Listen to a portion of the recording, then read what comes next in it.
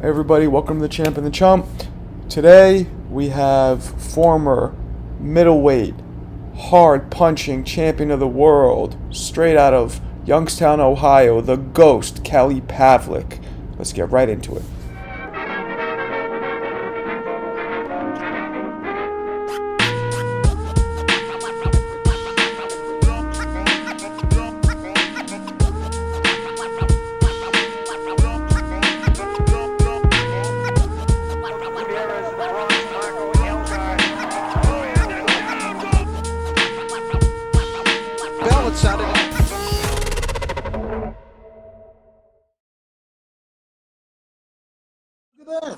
What's What up?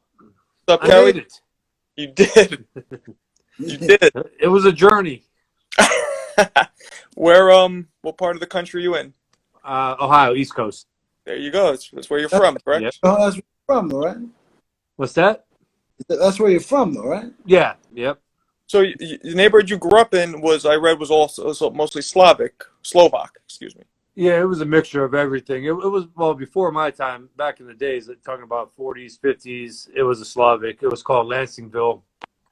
And then, but yeah, we were south side of Youngstown, so. What's your ethnicity, your background? Fucking Heinz 57. So Slovak, Sicilian, German, a little bit of Welsh. Okay. So, Okay. Okay. Cool. Well, that complete mix made a hell of a fighter. I think it did. So how tall? I'm watching. How tall are you actually, Kelly? I'm a tad under 6'2". Okay. I mean, like That's literally that much under 6'2". So, because I do the measurements, we always try it at my gym. Everybody talks about how tall they are, and I was like, man, you guys are worse than high school football programs, with your height and weight. So, yeah, like my buddy James, the co-host on the Punchline podcast, he tells everybody it was 5'10". I'm like, no, no. no 5'10", but Taller than Jeremy, man. And I mean, you started fighting at 7, right, Kelly? no, I was started training at like 9 or close to 10, and I had my first amateur fight at 11. No, I meant 147 pounds you started at. Oh, no, shit. Well, no, early in my career, I started at like 83 pounds. Same like me. I started around like 60, 70 pounds. Yeah, when you're a young kid, and then get the brakes beat off me by everybody. Yep. Now I went I fought big guys at 125 early on in the JOs, and I was tall for 125, and I fought like guys like Tiger Allen and guys like that, and then I would say probably when I started winning most of the national titles, it was at 147, and then I finished my amateur career I was 17 at 156. Did you have problems making those weights at that age? Yeah, so that's a good question. So I won the under 19 national championships at 147, and that was in August. And the world championships was until I want to say December or something, or end of November, beginning of December, and I couldn't go to the world championships because I couldn't make 147 no more. Yeah, that was me, and I fought 78, and man, I kept, the younger I was, it was easier to make 78 at 15, 16, 17. But like 18, 19, oh my God. It was dying. Like, it was an 8-pound cut, then it was a 12-pound cut, 16-pound, 20, 22. Like, God, dog, man. So, yeah, it's crazy, man. Again, like you said, it gets harder. The older you get, the harder it got. And you don't want to move up to the next weight. Either you'll have problems with the guy up there, or that's your boy up there. Like, well, that, and then you have also sometimes if you just say like if you're at 156, I mean you already got ranking points. If you're far ahead in the tournament in the amateurs, and you're ranked number 4 in the country at 56, you don't want to move out of that because you're in a great position. You're especially for the brackets. mm-hmm. Yeah, you don't have to do all those extra fights. Yeah, I remember. How speaking of amateurs, how many amateur fights did you have? Oh man, the numbers are always tossed around. I think at one point I seen 89-9. I finished, so just a tad under 100. But I'm not quite sure. I go back and I try to think. I feel like I got more losses than 9. And I feel like I had more wins than 89. But I don't know, man. I have to go through that passbook one day, find that Yeah. 20 that's almost 30 years old, and go through it. Did you have that power in the amateurs as well, or did it develop more as a pro? I started off early. Fuck, man. To be honest with you, even up to about 17, I started knocking people out about 16, close to 17. And it came overnight. It came with maturity, I want to say. And but I was still a real slick boxer. I mean, I did more boxing than I did, power punching. And obviously in the amateurs, that's how you win national titles and get ranked high. It's just not by knocking everybody out. It was speed and everything else. And early on, no, I was a volume puncher, just like I was in the pros. And then I'll box people and I'll point them. And then as I got farther along, like I said, it was just kind of like overnight. I don't know if it was that little maturity streak there at the age of 16 or 15, 16, where you're starting to get the man strength. And I think that's where it started coming along. And we were in tournaments. And as a matter of fact, I'll go back to it was, a little bit in sparring. And then I go back to the under 19s. And I mean, I was in there and I fought the number 2 kid in the country. His name was Joe Salas at the time. And I just, the second round, I hit him with a right hand and he just dropped, and he got back up. And probably a minute later in that round, I hit him again and it was over, So I just started dropping people, or if I wasn't dropping them, you see that oh shit look in their eyes and the whole round changed, you know what I mean? So yeah, I get it, man. That's what power could do for you, Jeremy, how old were you when your power started developing? Very similar to him, 15, 16. Mm-hmm. I started at 17, I was knocking out grown men. But, so 15, 14, 15, you start to figure, you're starting to feel yourself. 16, 17, your confidence, your cockiness, your attitude. And then once you start clipping guys, then it's like everybody's falling. Yeah, wow. It's true. It's almost like 15, 16, you're building your mechanics for for somebody to put that gunpowder in when you turn 17, Mm-hmm. What got you into boxing, Kelly? Did anybody in your family box? How did it start?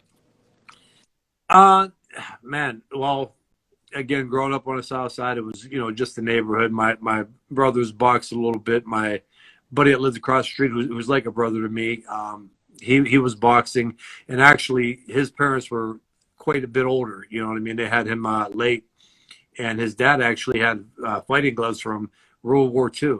So, we would get those old pair of gloves and we put them on, and we grabbed that old cooking timer and we just be in the backyard beating the living shit out of each other.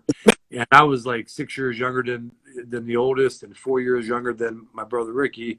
So they all took their turns beating the crap out of me. But you would go home and, you have blood and everything. And I didn't want my, pops to see me bleeding or anything. So I would say we got it from a backyard fight or a backyard football game.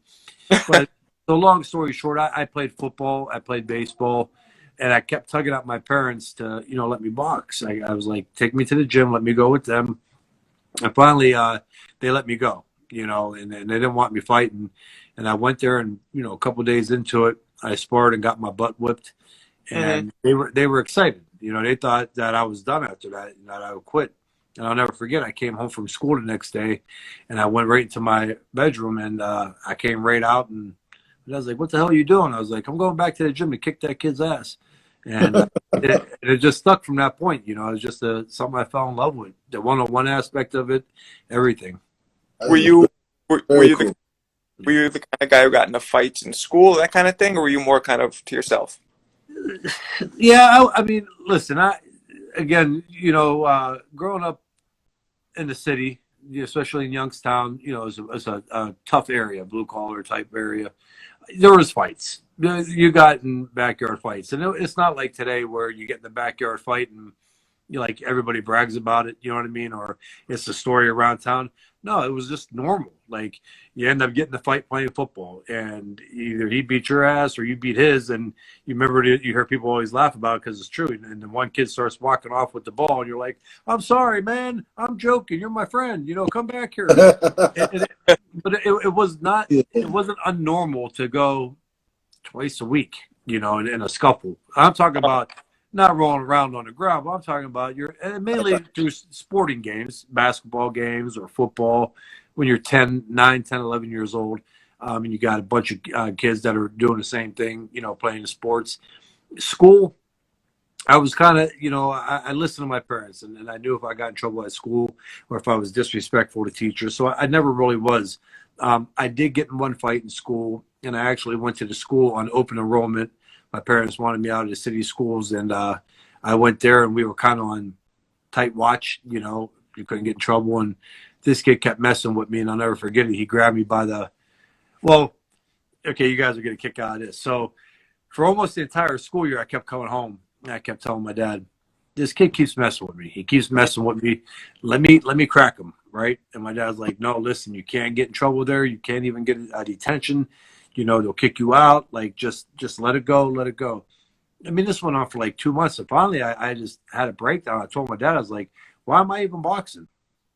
Like boxing, you're supposed to be able to handle yourself and not get messed with and everything else. And my dad kind of sat back and he goes, listen, if he puts his hands on you, just do what you got to do. But he goes, don't instigate it, though. Don't instigate him to put his hands on you. Well, it was like, say no more, fam. The next day, I go to school, and next thing, my dad comes home from work, and I'm sitting at home. And he goes, I knew it, and the kid, he put his hand on grabbed me by my shirt collar, and next thing you know, he was on his knees, and his nose was split, open. So, and I was kind of the last of it at school. I never had really any issues after that. Well, once people know you can get down, they don't mess with you no more. Yep. Hey, just a thing on the way that Bronco McCart was like, he said on the McCart fight that night, he said you hit like a cruiserweight. Bronco, that's my man. Bronco. That fight was funny right there with Bronco because I grew up watching Bronco. I watched USA Tuesday Night Fights, and I was a huge fan of Bronco McCart and all them guys. Winky Wright, I was a huge fan of Winky, and he had a lot of fights with him. So when they announced that fight, I was kind of like, damn, I got to fight Bronco. Like, that sucks. And what are you talking about? Yeah, and Bronco was it was a good fight for me, and I can say I really learned from it because Bronco been in there and seen it and done it, and he was, very durable. I remember watching him. He could fight, man. You actually, Kelly, you fought. So Jeremy and I met. We were both in Kevin Rooney's camp in Catskill, and there was at the time a young fighter there who was 14 years old. Would come with his father, a little Haitian kid. His name was Leonard. Yeah, and you ended up fighting him obviously later. We remember him as a little 14-year-old kid. Well, that was actually the fight right after Bronco. I fought him. Yeah, I fought him after Bronco.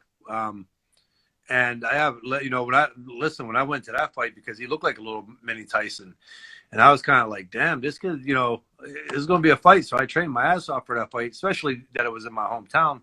But, I was expecting it, but I shined that night. You know what I mean? I couldn't do it wrong. It was just one of them great nights that I had. So. But what about the Ross Thompson fight? That's a good friend of mine. Ross. Yeah. I'm going to tell you what, though. Ross is a cool dude now.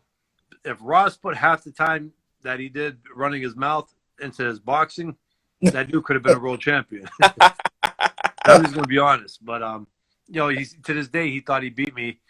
And I think he threw he averaged 4 punches around. And, it was just one of the fights. And again, another big fight for me because Ross Thompson was experienced at that time. He'd been in there with he was in there with Fernando Vargas, and and he took me to a decision. It was one of my first couple of decisions that I went to. How did you feel when it was an 8, right? It was an 8 fight. Yeah. How'd you feel running your first 8? It was tough, man. It was. It was tough. Completely agree with you. I get in these arguments with people that don't box, and I try to explain to them, okay, so everybody knocks Lomachenko, right? And everybody's like, oh, yeah, well, that ain't a shit he did, He had 400 amateur fights, and people don't realize that amateur and pro is night and day. Everything about it. Amateur, The only thing from amateur that you could take is somebody international. If you're fortunate enough to fight international, which I didn't even fight international, and if you could maybe get somebody fighting styles from fighters like that, right? But amateur is a point system, and a lot of your great amateurs learn that point system and have a hard time breaking it. Pros is like an NFL football game. I mean, in pros, you have momentum swings, momentum shifts. I mean, you could be doing something for 4 rounds against a dude to come out in the 5th round and ain't shit working. And it's like a bad nightmare, you know? Yeah. And that dude just turns it around, and he may have 3 rounds, and then you turn it back around. You see that in fights in the pros. And, you know, for Lomachenko in his second pro fight to fight 12 rounds, people just don't, I guess the former world champion. Yeah. That's a good point. All your greats, Sugar Ray Leonard. I counted this out because I like to have facts to back me when I get in arguments. Sugar Ray Leonard had like 18 pro fights before he got into his first 12-round fight. Floyd Mayweather was between 16 and 20 fights, I want to say, before he fought his first 12-round fight. You know, they build you up. That's why you go 4, 6, 8, 10, because it's just totally different, you know. And that also goes for the fact that where people try to knock fighters today, like they go, oh, well, they used to fight 15 rounds. Fighters today can't do that. Or shit. Yeah. You know, if you train for 15, if a pro fighter trains for 15 rounds, he could fight 15 rounds. You know what I mean? Any guy today could fight 15 rounds. My first 12, I was like, shit, I can do 3 more. No problem. Because, you know, my first 12, I went 12. And what I did, that second half of the fight, I fought better than my first half. Mm-hmm. See, for me, my first time was against Jermaine Taylor in the rematch. And 11th round, I was kind of like, or the 10th round, I was going, oh, shit. This is why and I'm going in my head, I'm going, this is why they call this the championship rounds. You know what I mean? Yep. I'm going, fuck, I'm tired. And I came out in the 11th round, and it was like weird. I had a second wind. And then the 12th round, I felt great in the beginning of the 12th round, but I'm not going to lie to you. By the end of the 12th round, man, I was tuckered out, man. I mean, that first Taylor fight was fucking amazing, exciting. One of the greatest fights, I think. All kinds of momentum swings, and I'm sure you've been asked this before, so I apologize. But what was going on with that brief second when you kind of put your hands down? Like, what was that kind of like? You were just trying to show him, like, you know, whatever, I could take the punches on, or what was happening at that point? I was fucking hurt. I did the number one no, right? Oh. Like, you always hear him say when somebody sticks their tongue out and does shit like that. Yeah, no, I was buckled. And it was a weird knockdown because sometimes you got a couple different knockdown things that could happen, types of knockdowns. You got some where you get hit and you're like out of it, you know, but you get up before the 8-second count and you try to continue on. You got some where you're kind of out of it, but your legs are still underneath you. And then you have the ones like where I was at, where mentally I was there. I mean, I could actually pinpoint to people in the crowd screaming and tell you who it was. But my legs didn't want to work with me. You know what I mean? So that was the frustrating part. Like, I was there. I knew I was in trouble. I knew I just got rocked. I knew what was going on. But I was trying to catch my legs with my hip. And that was the awkward part. And a lot of shit went through my head, though, during that period. I just remember Steve Smoger in the locker room saying, as long as you can show me that you're, like, hanging on and that you're maybe punching back during the clinches, that you're aware of what's happening, I won't stop the fight. And if you see, I was, like, flying across the ring, but I would underhook Jermaine, and when I would underhook him, I would hit him into the body just to let Steve know that, hey, I'm with it. I know what's going on. You know? I get it. At what point in that fight do you remember knowing and feeling like, okay, I got him now. I'm gonna get him? 3rd round. Sucked the soul right out of him in the 3rd round. Really? When I came back out of that 3rd round, especially after everything that he did in the 2nd round, and I came back out, I would say at the end of the 3rd round, when I threw 99 punches that round and had him against the ropes, and I was beating him up. If I could be inside of his head, I know what was going on. You know, he was probably saying, shit, I'm done. I just had this dude out. He turns back around. He's beating the shit out of me. And, you know, I knew right there because just put yourself in Jermaine's situation. You know, like, I had this dude out. I just expended all this energy. Like, what do I do now? You know, Yeah, he's coming back.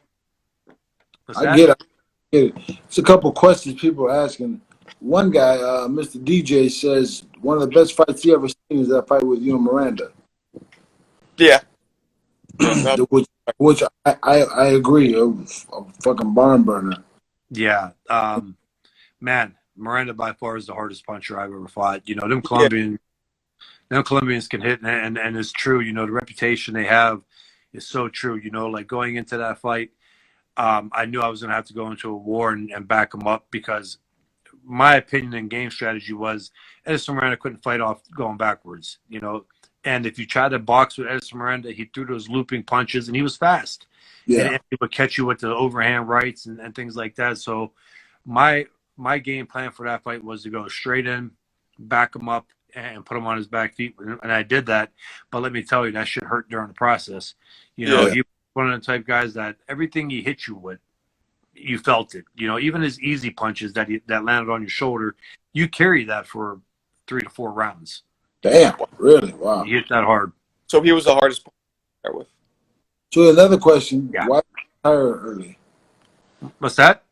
The Rag Bull asked, "Why you retire early?" Well, I mean, it depends on what you consider early. So that's another big issue, or not a big issue, but a common question. People think that I won the world title in 2007 and then retired. And, you know, I turned pro in 2000. And my career was over 12 years, and I had 42 pro fights. I mean, that was that's a lot of fights. Yeah, that's more pro. Think about it. Floyd Mayweather had turned pro, what was it, 6 years before me? Right. What are you doing? He turned pro in 96. So 4 years before me. Yeah. And fought 5 years after me. Yeah. And he only has 8 more fights than me. So, well, I had read something about you started getting seizures, which was part of your retirement. Is that true? Yeah. So, you know, at that point, but there was a lot of other stuff too. So, for instance, you know, because everybody has their theories on their retirement. But early on, I said in my career, I was like, I'm not going to stick around long. You know, I made a promise to the wife and everything. Smart.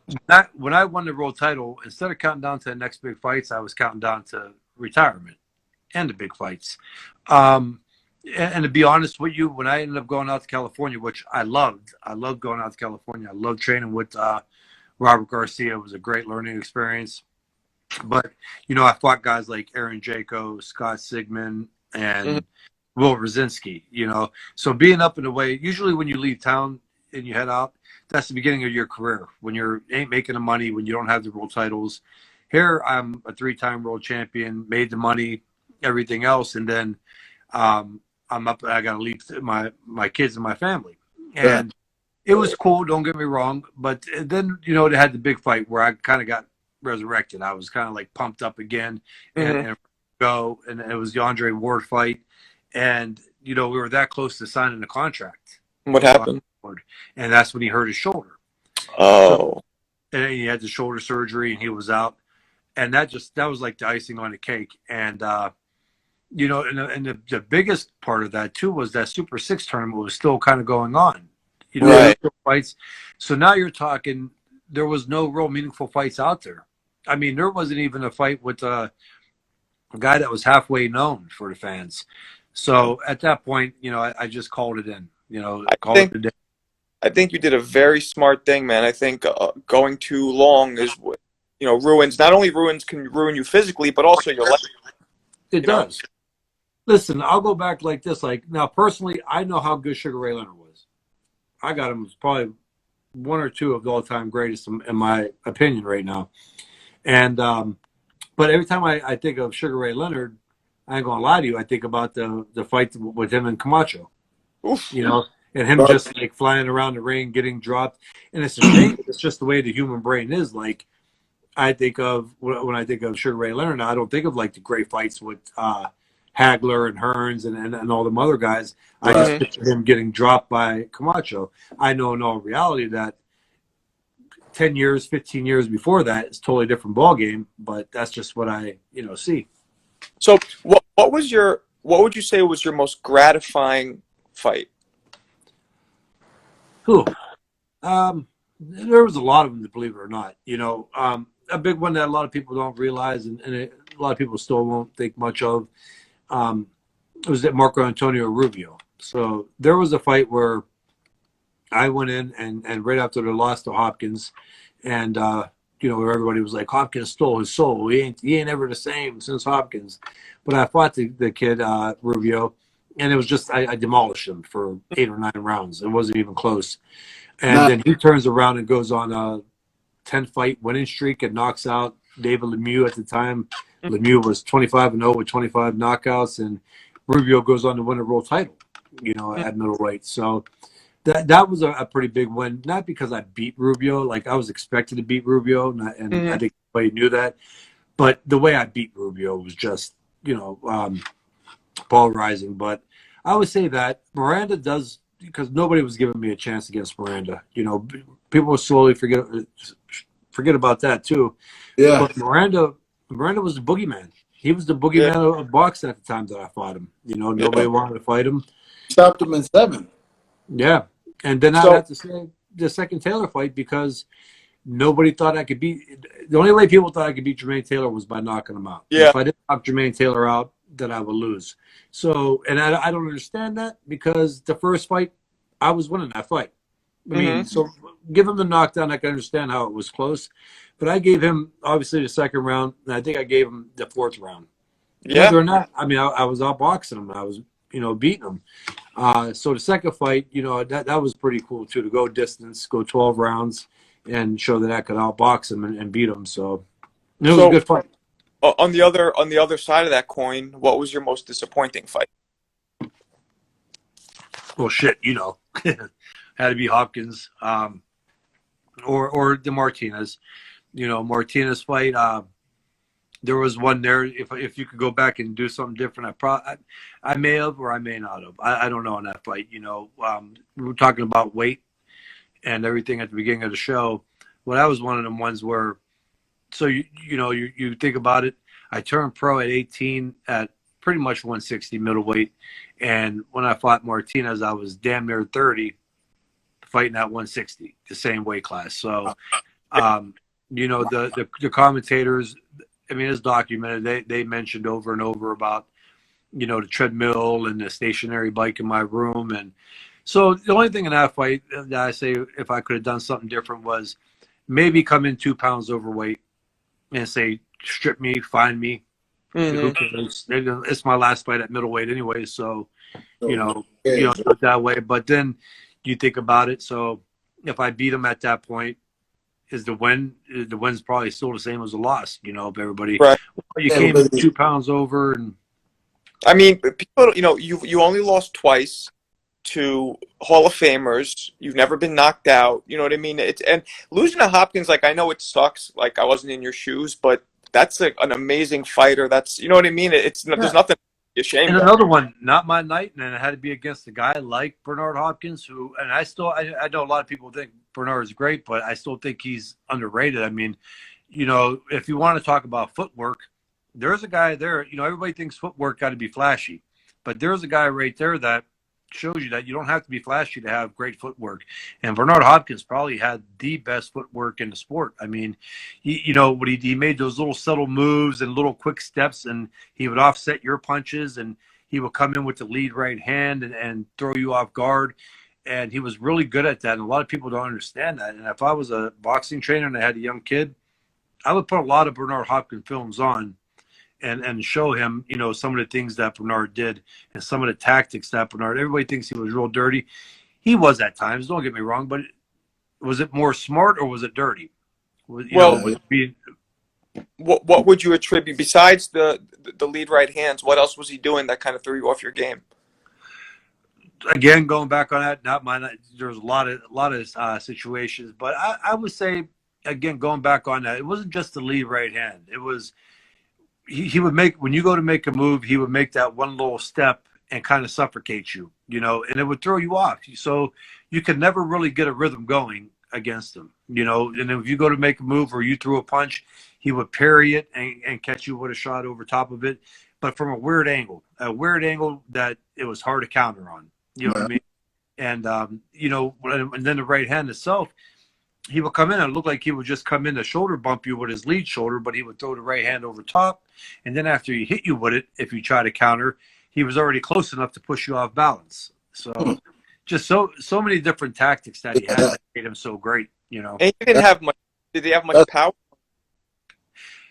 He had power to me at that point because of the weight difference. You know, that was my first fight going up, and I jumped up 2 weight classes for that fight. But yeah, so he had the heavy, you know, the heavy strength, you know. But I wouldn't say it was power or anything like a Miranda, like a knockout power. But it also must have been a little awkward for you because that's probably the only fighter you fought that's your height, right? Well, Jermaine was, you know, so right. Jermaine and Bernard were right around, you know. Miranda was pretty tall. Miranda was close to 6 feet, maybe 6 feet. Yeah. Yeah. That's cool. So what are you doing these days with your life? Man, I'm busy. I'm all over the place, man. I own a fitness gym. Oh. Me and my partner, we have a sports testing company, and actually just signed a contract with the AAU West Coast and Pacific on. So it's like combine training, you know, with like football combine, but we do it for all different sports. And it's really starting to take off, and it's really fun and interesting. You know, I have a boxing app out right now called the Sweet Science Plus. You know, that keeps me active with that. And we took a little break on the podcast, but you know, I may be picking that back up here sometime soon. It's just too much, especially with the sports testing. I'm out of town, bouncing around, and it's kind of hard, you know, to be able to keep up with things. And then, of course, you know, the biggest thing I'm looking forward to as well is opening my boxing gym. So, you know, I'm going to start training guys and doing that too.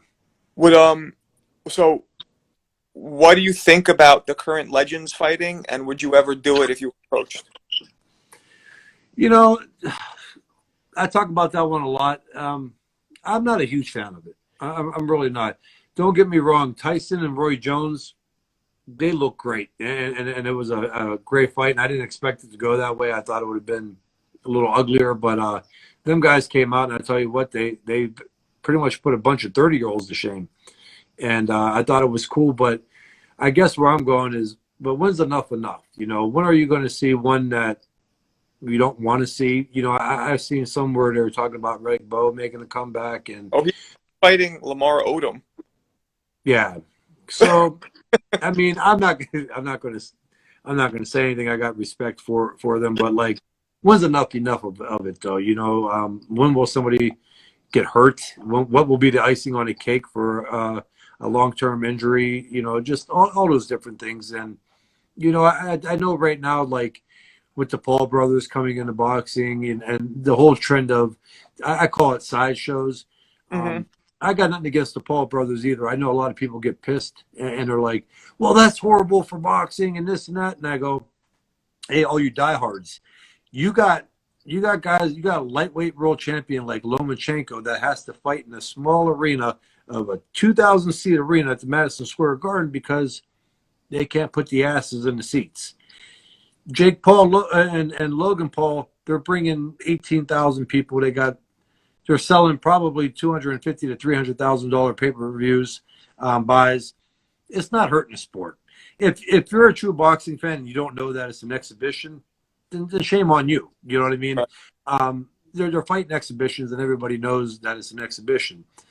On the flip side of it, though, when they do start calling out the other fighters, well, then maybe, you know, they're getting paid good. Maybe give them what they're calling out for, you know, and see what happens there. But for as far as them hurting the sport, I don't see it. I mean, I think if anything, is bringing the crossover people, is bringing more people to the fights that otherwise would never watch boxing. So that's it. If there was a YouTube or a Facebook or what's the other one, Instagram, when we were fighting, you know, we would be able to put 30,000 people in the seats and shit like that. Because I think it would have been a totally different ball game. But you know, it's that new age, man. With these kids, like these kids think, well, shit, we can do it. Yeah, you can do it, but you know, don't think that doing you're gonna do an exhibition, quote unquote, with somebody who really doesn't give a fuck. Yeah, like me or somebody like some dastardly dude, Riddick Bowe. I sparred with Riddick Bowe. That joke crack. I don't give, he's not a basketball player. He's a fighter. Yeah. And these people, they don't realize, man. If you touch Riddick Bowe the way he doesn't want to be hit, and he opens up on you, so but here's where it could go bad, though, and I agree with what you're saying. I truly do, but we have to kind of be honest too. Odom still pretty great shape, athletically. Riddick Bowe ain't. Riddick Bowe neurologically would never probably. He probably won't even get past it.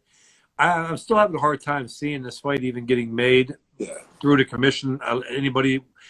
Anybody wanting to be responsible, whoever the commissioner is of that state commission, to allow that fight to happen is he's put a lot of pressure on himself, and could be in jeopardy of a lot of shit. So, but when you put the word exhibition in front of it, no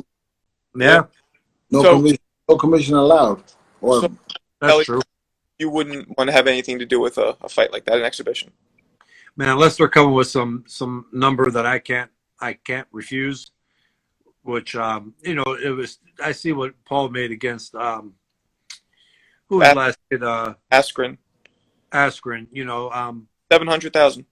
Yeah. So for me to make a comeback, I mean, I've been fortunate, man. I've done well. Mm-hmm. I've been retired since I retired. There's no need to come back. I did the right things, and I'm done.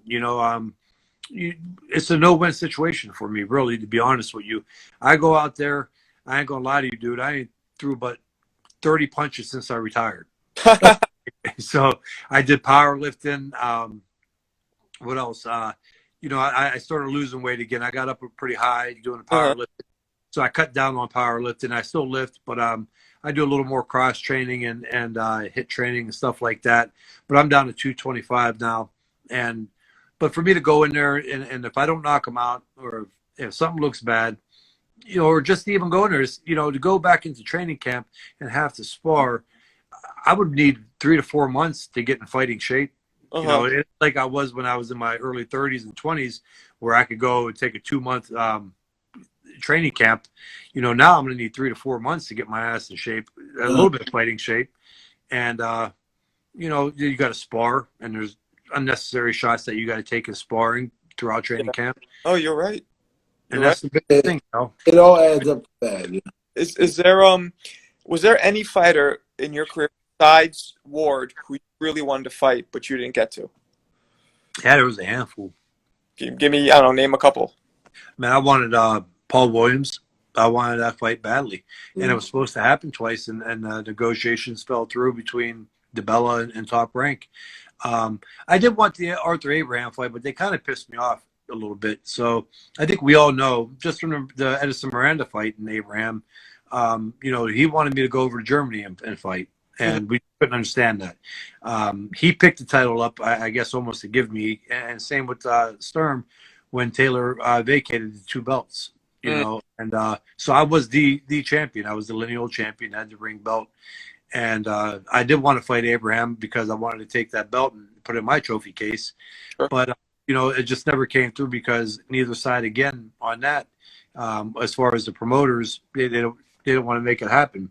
And that's another big thing, that we talked about a lot of my podcast, is a lot of times these fighters get shit. Every time a fight don't happen, you hear that a fighter's ducking and a fighter ducked. Yeah. And a lot of times the fighters are the ones that get the blame, and it's usually the handlers that are behind it, Yeah. Yeah. For the majority of it is definitely. Anything else going on good with you? No, man, that's about it. Just busy, I got the kids here too. They're involved in sports. My son. How many kids you got? 2. 2. Boy, girl. Girl 15 and a boy that's 12, and he's playing football his first year. So wow. They're getting ready to start really hitting here pretty soon, so it's going to be a wake-up call for him. We'll see how he reacts. Ooh, Ohio football. Is there still Kings Island in Ohio? I think so. I want to say it might be down south by like Cincinnati. Yeah. And I want to say there was one in like South Carolina, I think. But we have Cedar Point. That's Cedar Point. I've been there. I've been there as well. So that's up by the lake. That's right across. So I'm on the east coast of Ohio. I'm right by PA, and so it's just a straight shot across to Toledo.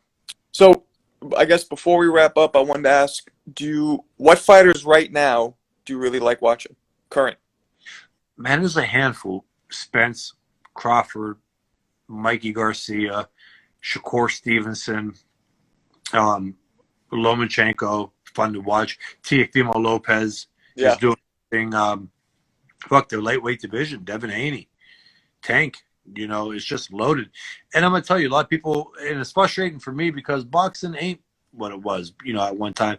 And I think it'll come back, don't get me wrong. But it's a shame because there's so much talent in these weight classes right now. Just look at the lightweight division. Yeah. The welterweight division. Yeah. My buddy from only 40 minutes away from me, Sean Porter, he's getting ready to fight. 147 is loaded. 168 is loaded right now. And maybe even more loaded with B-Ball coming down. Yeah. So, boxing is doing its thing right now. In the heavyweights, you actually got a couple names to toss around there. You got Wilder, Joshua, Fury, so, boxing's kind of taking off right now. It's interesting. So two predictions. What do you see happening with Wilder Fury 3, and then what do you see happening with Spence Pacquiao? It's hard to pick in a heavyweight fight. When you got two guys that are that big and that in the heavyweight division, it's hard. It's hard to pick a winner because anything can happen. That fight could end at any time. Anytime you have two professional trained fighters over 200 some pounds hitting each other, anything can happen. But if I had to pick, I'm going to go with Fury because of how he performed in the last fight and how dominating it was. Agreed. Spence Pacquiao, listen, Pacquiao's great, man. And what he's done, he's going to go down as one of the greatest of all time in boxing. But I think this new era, I think these welterweights, they don't get the credit. Everybody's old school. Nobody can be better than the guys from the 70s. And that's horseshit. Fighters athletes in general are evolving. They're fast twitch muscle. They're explosive. They're quick. They're technical. And I just think Spence, it's hard for me to find anything that Pacquiao is going to be able to do to offset what Spence is going to bring. 10 years ago, 8 years ago, at maybe 140, 135, I'm going to lean towards Pacquiao, because I thought he was unstoppable. But you're talking now with Spence, the Duke could fight. Yeah. Very. Agreed. All right, brother. Thank you so much for your time. We appreciate it. I appreciate it, man. Yeah, let's do it again. Absolutely. Great time. Hey, man, you were a great champion when you were a champion, man. You were. Thank you, man. Much respect. Everybody loved to watch you, man. Yeah, Much respect. Appreciate it. Yeah, all right. man.